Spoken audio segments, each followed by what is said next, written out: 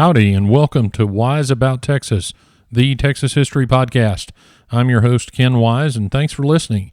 You're joining over 20,000 people who have downloaded this podcast, and I hope that you learn some Texas history and share this show with your friends. Please keep sending me your suggestions for episodes. A special mention in this episode to a good friend of the show, Shannon Wise, up in Central Texas, who has the same last name, but I don't think we're related. She's a devoted fan, though, and she is certainly wise about Texas in her own right. I also want to mention on this episode that the Texas State History Association's virtual Race Across Texas is going on right now. We're in the middle of it, as a matter of fact. This is a free Texas history game that you can play at www.raceacrosstexas.com, and it's a game where you answer daily questions on Texas history throughout the month of July, and you're eligible to win some great prizes. So enter the race and see how you do. I can tell you, if you're a regular listener to this podcast, you know many of the answers already. Again, that's www.raceacrosstexas.com, and best of all, it's free. And I'm entered, so race across Texas with me and see how you do. Well, it's summertime in Texas, and in this episode, we're going to head to the islands. I'm going to tell you about a place in Texas with some interesting history and weave in some historical events that occurred there that affected our national politics. We're going to discuss this interesting area of Texas and its role in Texas history by going back to the 1700s to get wise about Texas. Now, if you take a quick look at a map of the Texas coast, you'll notice a series of barrier islands guarding the mainland shore. These islands began life as sandbars thousands of years ago. The islands were inhabited by the Karankawa Indians when explorers started to reach Texas in the middle 16th century. And if you move down to the middle of the Texas coast, you'll see three islands that are very close together. It's Matagorda Island, San Jose Island, and Mustang Island. And we're going to start our episode today with San Jose Island, but you can bet that we'll be talking about the surrounding area. San Jose Island has been called St. Joseph's Island, which of course is the English translation. It's also known as St. Joe's Island, and it was once referenced along with Matagorda Island, its neighbor to the north. Both islands together were called Culebra, but San Jose is its most common name. It's 21 miles long, and it's about 5 miles wide.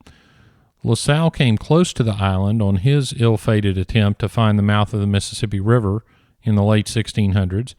The French reportedly landed parties on San Jose Island twice in the 18th century, once in 1712 and once in 1718. Spanish explorer José de Escandón explored the islands off Texas, including Padre Island, Mustang Island, and San Jose Island in the mid-1700s. Now, Escandón was interesting. He was a prolific explorer, but he's really not well known to most Texans. He was born in Spain, came to New Spain, and colonized a colony named Nuevo Santander, named after his hometown. That colony extended from Mexico all the way to the Guadalupe River in Texas. Escandón was its governor, and he founded several towns that still exist, including Mir, Reynosa, and Camargo in Mexico. He also founded Laredo, and he founded a place called Nuestra Señora de los Dolores Hacienda, which was between San Ignacio, Texas, and Laredo. And that Nuestra Señora de los Dolores, was thought to be the first ranch in Texas, and it was the main launch point for expeditions from Mexico into Texas. Now, during the era of Spanish explorers, no good island stories are complete without tales of buried treasure, and San Jose Island is no different. It's said that there are two buried treasures on San Jose Island. The first was a shipment of gold and silver ornaments bound for a cathedral in Veracruz that were on a ship that wrecked near San Jose. The second buried treasure is a tale of a payroll shipment for Spanish soldiers that was lost near San Jose Island and buried on the island, recovered and buried for safekeeping. Now, nothing has been heard of those treasures since, but as you'll find out, the island has been in private hands for a long time, so who knows? It may still be there. Well, Escandón really got around Texas, and we can give him credit for opening up the Rio Grande Valley for settlement. But let's jump ahead to the impresario period in Texas, where multiple budding entrepreneurs sought colonization contracts with the Mexican government. Now, you're familiar with Stephen F. Austin, and we've mentioned Green DeWitt, and we've mentioned David Burnett. But there are two folks that haven't made it into Wise About Texas yet, and these are James Power and James Hewitson. Power was born in County Wexford, Ireland, and Hewitson was born in Kilkenny County, Ireland. Both men found their way to the Mexican capital of Saltillo and also Monclova. Now, I say both towns because remember there was a conflict between those two towns as to which one would be the rightful capital of Coahuila, Texas. Power and Hewitson decided to form a partnership and form a colony in Texas, and their plan was to settle their colony with Irish Catholics and Mexican natives. They expanded their grant several times, and they ended up in some conflicts with some of the other impresarios, and they settled those conflicts by taking coastal land between Coleto Creek and the mouth of the Nueces River, which is near present-day Corpus Christi, and this area included Matagorda, Mustang, and San Jose Island. The Texas Revolution intervened. Texas won her independence, and we had a new government and new laws eventually, and the old impresario grants were essentially or practically void. The impresario contracts weren't really land titles anyway. They were rights granted by the Mexican government to organize and oversee some colonization in Texas. Power argued, though, that he was entitled to own the land, including San Jose Island, but was eventually denied those claims in some cases in the 1850s, his courts. One of those island cases, by the way, I was looking at some of the cases. One of them involved a man named de Lesdenier, and he took a couple of lots in Galveston, quote, by force and arms. Now, I'm a part-time resident of Galveston, and it can be a tough place, but I've yet to engage in armed combat with my neighbors. Anyway, the island folks are just different, as we all know. Anyway, Power managed to start running some cattle on Mustang Island and did so under a lease to Henry Kinney. Now, this is interesting because Henry Kinney was the man who founded the town of Corpus Christi, and it's important for a couple of reasons. First, the Mustang Island Ranch began about 1838, which is earlier than most folks in the area talk about those islands being settled. And second, when reference is made to Matagorda Island or Mustang Island or San Jose Islands, especially in the 1800s, when they use one name, it often means part of all the other islands as well. So though we don't know for sure, that late 1830s ranch could have included San Jose Island. Now, Power's competition for ownership of the island was a group of folks from New Orleans who had received land scrip for their role in helping finance the Texas Revolution. And some of those New Orleans financiers wanted the Texas barrier islands because obviously, now this is before the railroads, but obviously the Texas economy would depend on the ports and the maritime industry. The New Orleans group hired a guy named William Little to represent them, and Little pressed the ownership claim. Of course, Power opposed it and pressed his own, and this battle would go on until those 1850s cases that I mentioned before, when the Texas Supreme Court finally handed Power his final defeat. But in those same cases, the Supreme Court also ruled that the scrip holders couldn't hold the island either. So that was an interesting twist. The Civil War, of course, came along and would change everything. Now, there was a town on the southern end of San Jose Island established shortly after Texas independence. That was the town of Aransas, and it became a busy port along the Middle Texas coast. Now, I'm not talking about present-day Port Aransas. I'm talking about on San Jose Island, the town of Aransas, which was right across Aransas Pass from present-day Port Aransas. Two entrepreneurs, Peter Johnson and Charlie Johnson. Now, I don't think they were related, but they ran a successful business in the town of Aransas. They ran wagons to the interior of Texas and ships from Aransas to Corpus Christi and did a lot of shipping, etc., through the town of Aransas. Aransas was eventually destroyed by Union troops during the Civil War and was never rebuilt. And there aren't any traces of the town left on San Jose Island that I'm aware of. Another prominent resident of San Jose Island back in the day was a gentleman named Robert Mercer. Now, Mercer was a lawyer from Lancashire, England, or as he would have said it, Lancashire. He came to America in 1830, and he became a farmer in Indiana. He later moved to Mobile, Alabama, and in 1855, he moved to St. Joseph's Island, I presume to the town of Aransas. I presume that because he shortly crossed Aransas Pass and built a cabin on the north end of Mustang Island.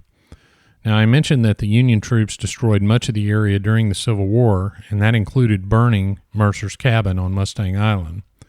And Mercer moved his family closer to Corpus to wait out the war. But after the war, he came back to Mustang Island and he rebuilt his house.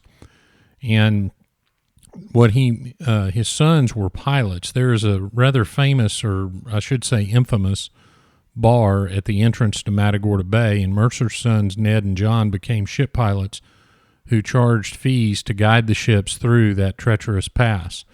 And there are lots of shipwrecks in that area.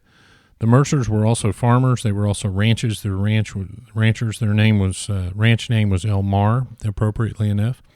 And they were an interesting family. They actually left some logs that they had written over about 10 years, from 1866 to 1877. And the Port Aransas Museum has published those logs, and they're available in a book. Very interesting to read. Mercer's cabin was built on the site of what is now Port Aransas. Now, before we get further into the Civil War, here's a little fun fact for you. As we learned in the episode of Wise About Texas dealing with Texas as joining the United States, the resolution to allow Texas into the United States was signed in March 1845. The citizens of Texas eventually voted to approve it in November of that year. But on July 26, 1845, U.S. troops arrived in Texas under the command of future President Zachary Taylor, and they raised the United States flag for the first time on Texas soil. And that's where he arrived was San Jose Island. So the U.S. flag was raised first time on Texas soil on San Jose Island. And, of course, Zachary Taylor's army was gearing up for the Mexican War that everybody anticipated and eventually occurred. During the Civil War, however, Texas was a major shipping point for Confederate cotton to Europe to finance the war effort. And Aransas Pass between San Jose and Mustang Island was one of those shipping points. The Federal Navy began blockading Aransas Pass in early 1862, and Union Commander John Kittredge clamped down on Aransas Pass as well as the livestock enterprises that were on San Jose and Mustang Island. One day, Kittredge and some of his sailors were captured by some Confederate cavalry, and his replacement wasn't quite as skilled a commander, and the Confederate forces were able to defeat the blockade and take command of Aransas Pass.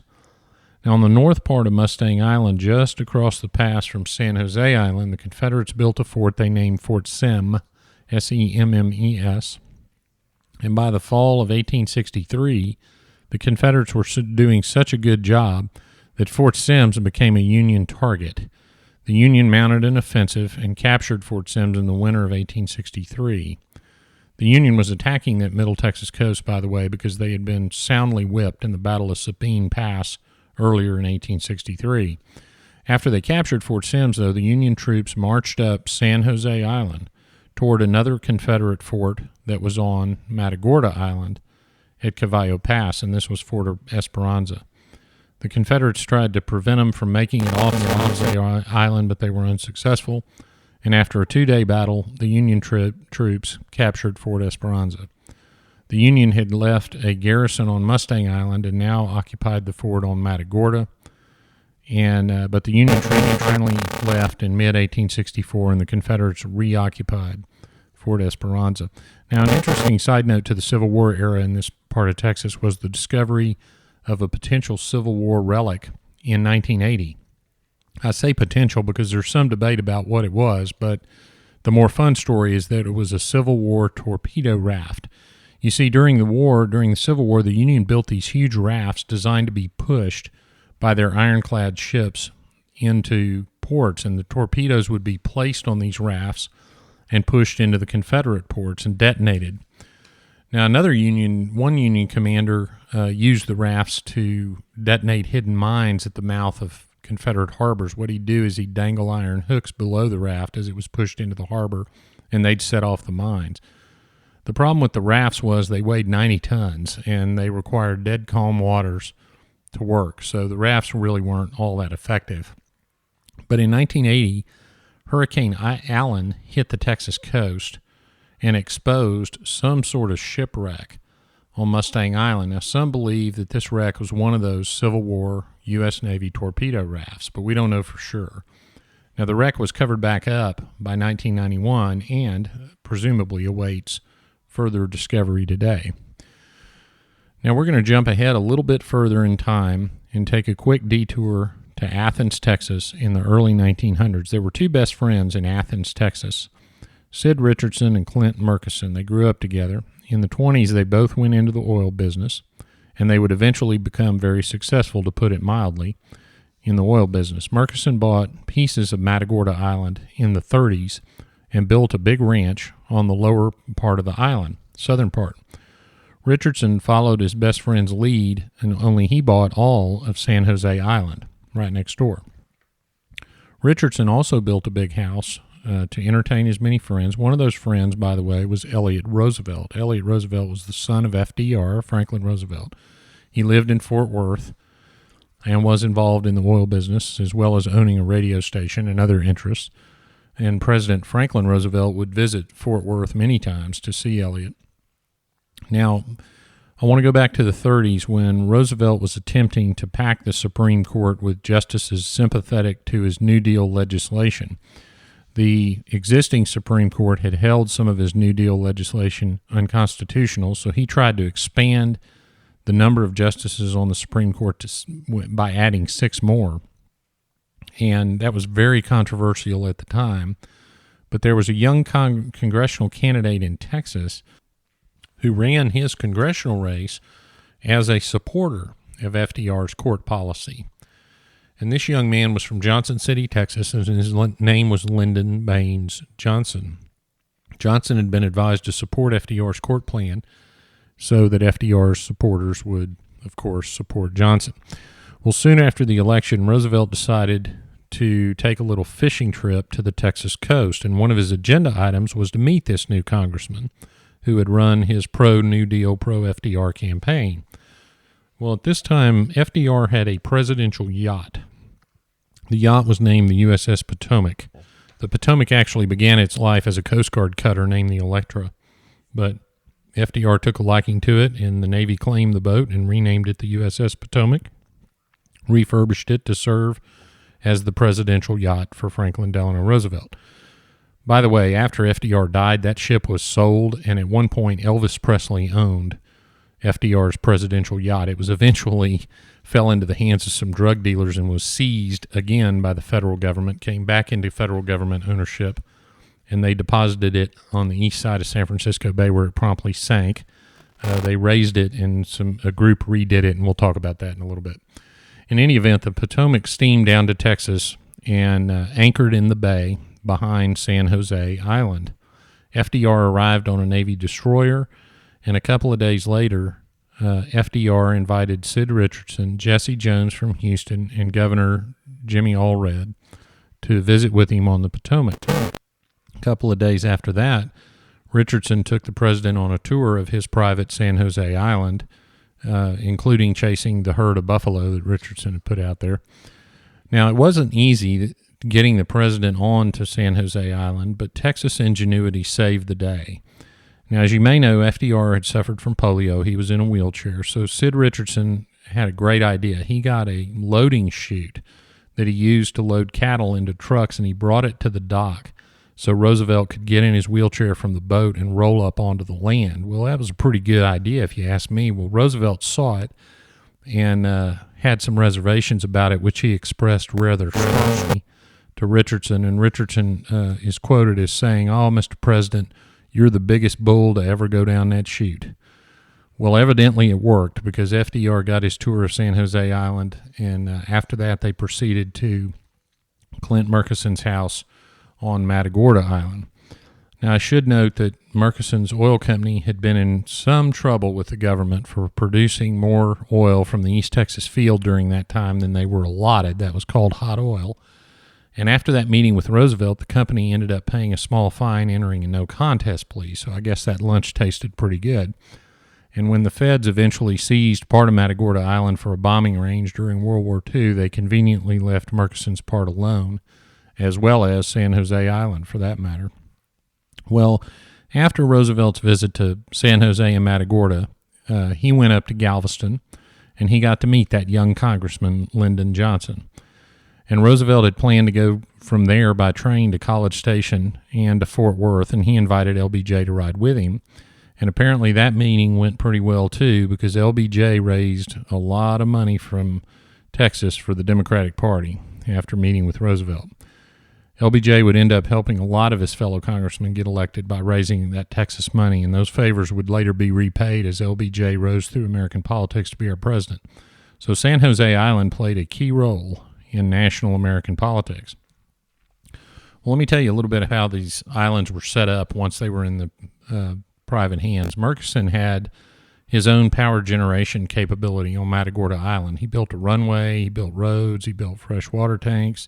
The house he built could host 30 or so people. And one day Richardson was looking around and he asked Murchison how much it cost to build the house, and Murchison said $35,000. So Richardson gave his nephew Perry Bass $35,000, told him to build a house on San Jose. Well, he promptly took that money back from Mr. Bass to do an oil deal, telling Mr. Bass that anybody could build a house with $35,000, but it would take a genius to build it with nothing. Anyway, the house got built, and Richardson ended up with a large house. He, too, had a runway, some hangars, and other buildings. Oh, by the way, Richardson did not own, and never did own, a house in Fort Worth. The San Jose Island house was the only house Sid Richardson ever owned. Well, Richardson was at his San Jose retreat when December 7th, 1941 came around. FDR asked him to come to Washington the following week and have lunch to discuss the U.S. oil situation, because he knew, of course, that war was coming.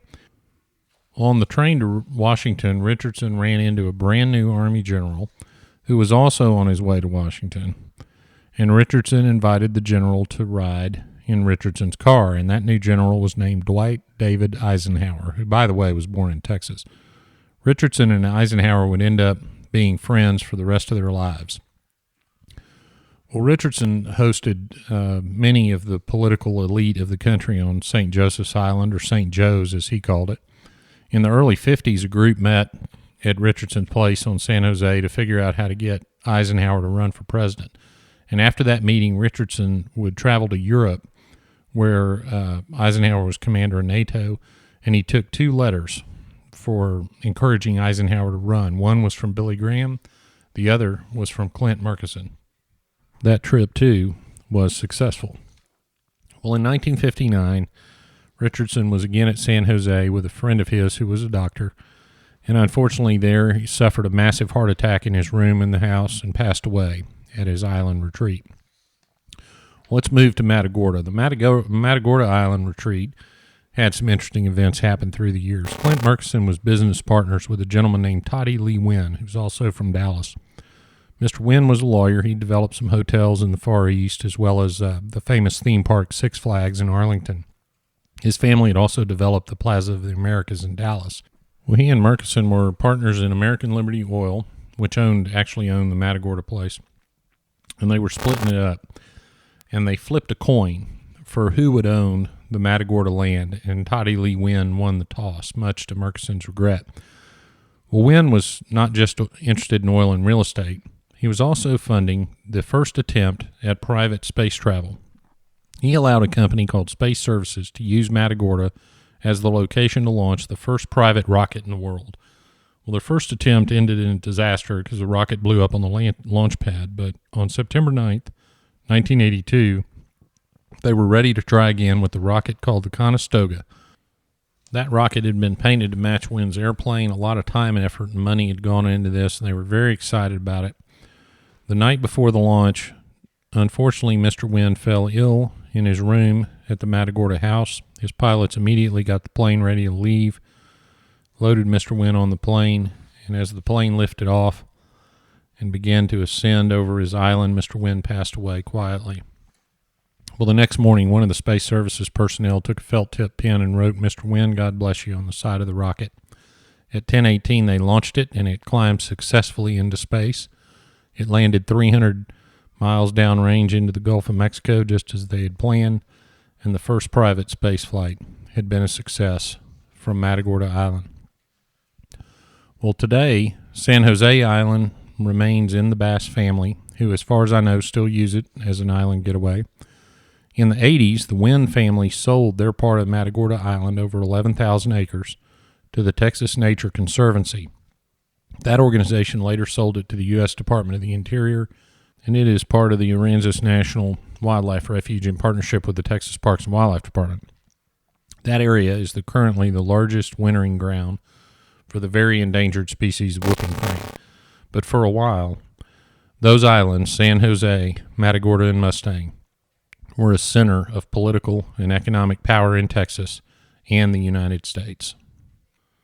Well, this episode of Wise About Texas came about through the suggestion of one of the show's loyal listeners, Mr. Jared Forster from Houston, Texas. He hunts out of the St. Charles Bay Hunting Club, which is located very near to San Jose Island. I've been there with him, and I think we've hunted ducks about where FDR had anchored aboard the USS Potomac.